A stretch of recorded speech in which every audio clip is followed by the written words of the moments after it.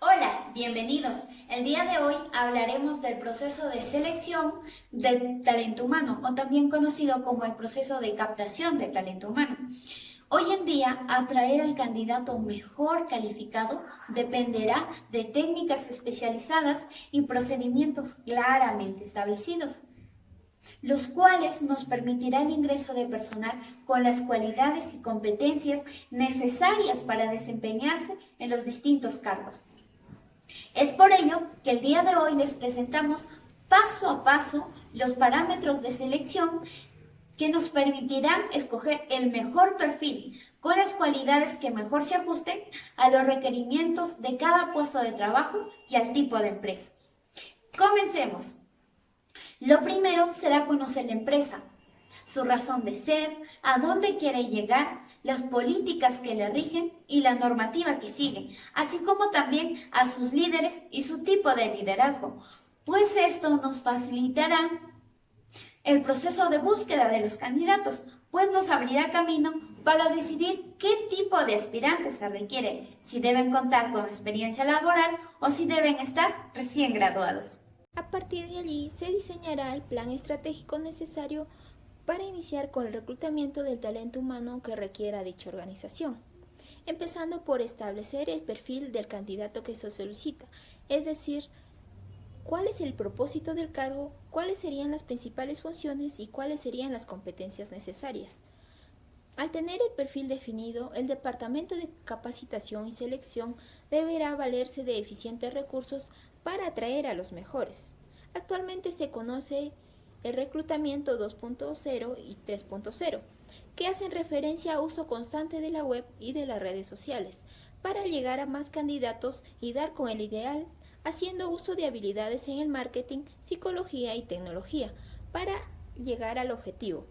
Las bolsas de trabajo en la web y en los medios tradicionales, como los periódicos y los anuncios en la radio, también continúan siendo de mucha utilidad. La clase de anuncio atraerá el tipo de talento que se quiera, anuncios desafiantes con información clara y precisa y de interés para los aspirantes, permitirá que los aptos se interesen y postulen.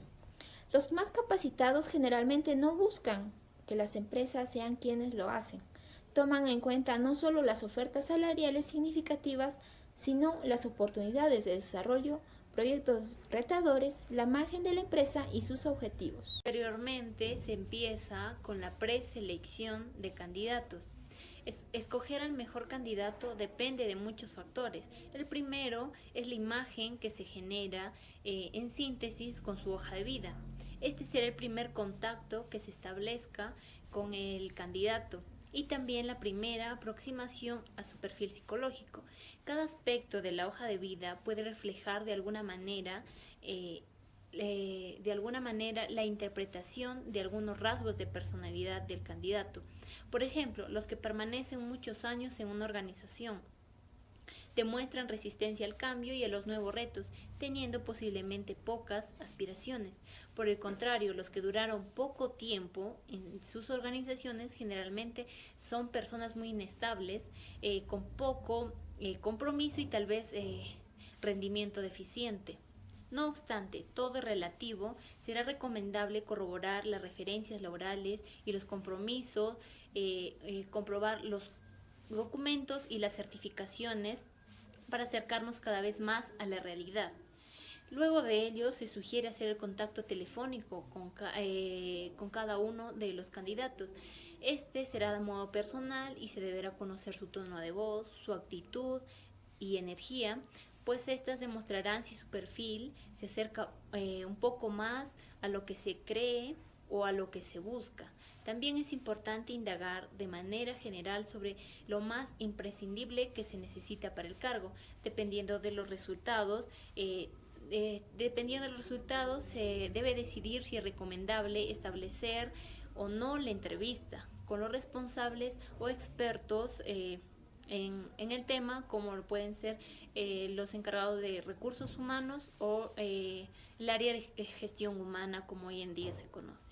La entrevista es uno de los pasos importantes a tratar dentro del proceso de selección, ya que en ellos conoceremos la personalidad del precandidato. Además, el entrevistador tiene que tener bien claro los puntos a tratar, como por ejemplo la personalidad del precandidato, su entorno familiar, también otro punto muy importante que viene a ser el entorno académico y el entorno laboral, ya que viene a ser uno de los puntos más importantes que se debe tratar. Pues en este espacio también se da a conocer lo que viene a ser la información de la empresa, cuál es la misión, cuál es la visión, cuál es su propósito, a dónde quieren llegar y pues por último, cuál es el cargo, cuáles son las funciones del cargo que se requiere para obtener el cargo. Como séptimo paso tenemos las evaluaciones psicotécnicas, pues las evaluaciones psicotécnicas se dan con el fin de complementar, de corroborar lo que se observó en la entrevista.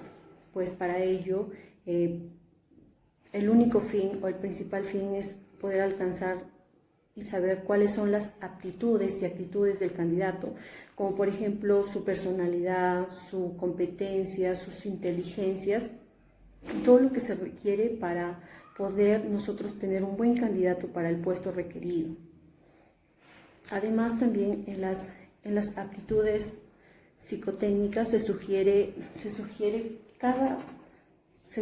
un tema por cada puesto, ya que de esta manera se podrá evaluar resultados y para ello poder elegir al mejor candidato que nos puede ayudar a mejorar nuestra empresa. Y tenemos como último paso la evaluación médica. Pues la evaluación médica se debe tener en cuenta el tipo de empresa, se debe tener en cuenta el candidato. ¿Por qué es importante la evaluación médica? Pues la evaluación médica es importante ya que a partir de ello nosotros podemos saber si nuestro candidato cumple con las condiciones físicas para dicho puesto. Además también es importante porque nosotros a partir de ello podemos saber en qué condiciones llegó dicho personal y en qué condiciones egresa dicho candidato, si por A o B esto tuvo alguna enfermedad o alguna lesión. Entonces, con ese mismo fin se hace, ¿no? Para poder ver si el candidato cumple o no con las condiciones físicas que la empresa requiere. Pues estos fueron los 8 pasos para el proceso de selección. Espero que les haya servido y pues en conclusión, ¿qué podemos decir? Recomendamos, ¿no?, a todas las empresas que estén en busca de personal basarse en estos 8 pasos importantes para que así su empresa pueda tener rentabilidad y recuerden que ya no es recurso humano, sino ahora es talento humano. Gracias.